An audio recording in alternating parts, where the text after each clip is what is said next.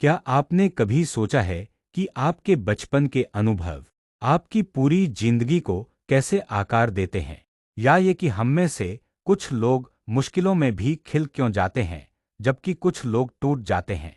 Alfred आडलर एक मनोवैज्ञानिक जिन्होंने सिगमंड फ्रॉयड और कार्ल यूंग के साथ शुरुआत की, लेकिन जल्द ही अपनी बिल्कुल अलग सोच की राह चुनी।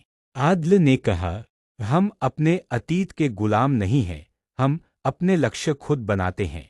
आज के इस वीडियो में हम समझेंगे आडलर की सबसे प्रभावशाली सोच को, जीवन के उद्देश्य की भूमिका, हीन भावना इंफीरियरिटी कॉम्प्लेक्स, सामाजिक जुड़ाव सोशल इंटरेस्ट, और क्यों आडलर का मनोविज्ञान आज भी इतना जरूरी है।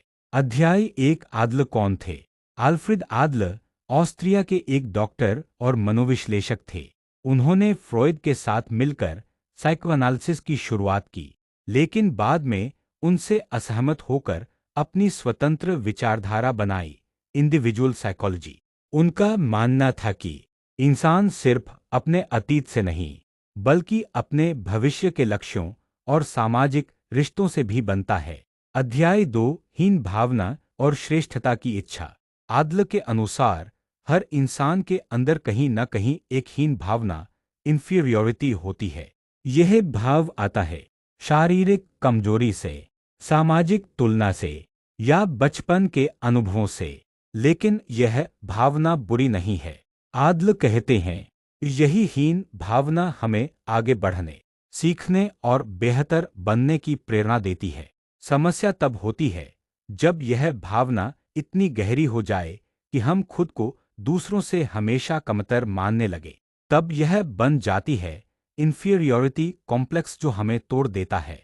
इसके विपरीत कुछ लोग इन भावनाओं को काबू में करने के लिए शक्ति, सफलता और नियंत्रण की भूख में पड़ जाते हैं। इसे कहते हैं सुपीरियरिटी कॉम्प्लेक्स। आडलर का समाधान, ना हीनता में डूबो, ना श्रेष्ठता में फंसो, बल्कि स्वस्थ विकास की ओर बढ़ो। अध्याय 3। जीवन का उद्देश्य और लक्ष्य। आडलर का मानना था कि हमारा व्यवहार हमारे अतीत की प्रतिक्रिया नहीं है, बल्कि हमारे भविष्य के लक्ष्यों की दिशा में उठाया गया कदम है। मतलब, अगर आप ज्यादा मेहनत करते हैं, तो शायद आप खुद को योग्य साबित करना चाहते हैं। अगर आप लोगों से कटे रहते हैं, तो शायद आपका मन गहराई में यह मान चुका है कि आप स्वीकार नहीं किए जाएंगे। आडलर ने इसे कहा फिक्शनल फाइनलिज्म, यानी इंसान एक काल्पनिक अंत की ओर बढ़ता है जो उसने खुद अपने मन में बना लिया है। अध्याय 4। Social interest. आडलर की सबसे अनोखी बात थी सामाजिक जुड़ाव, सोशल इंटरेस्ट पूर्णविराम। उनका कहना था, सच्चा मानसिक स्वास्थ्य सिर्फ आत्मविकास नहीं है, बल्कि दूसरों की भलाई में हिस्सा लेने में है।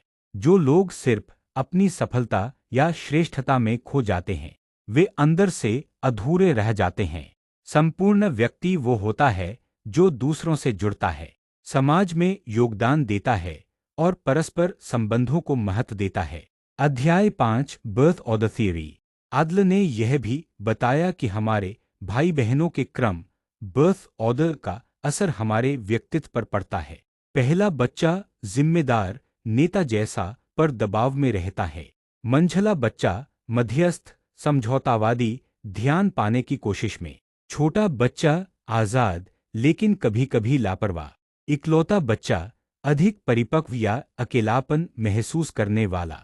हालांकि यह नियम पक्के नहीं है, लेकिन आडलर ने बताया कि पारिवारिक वातावरण का प्रभाव अनदेखा नहीं किया जा सकता। अध्याय 6। थेरेपी का नजरिया।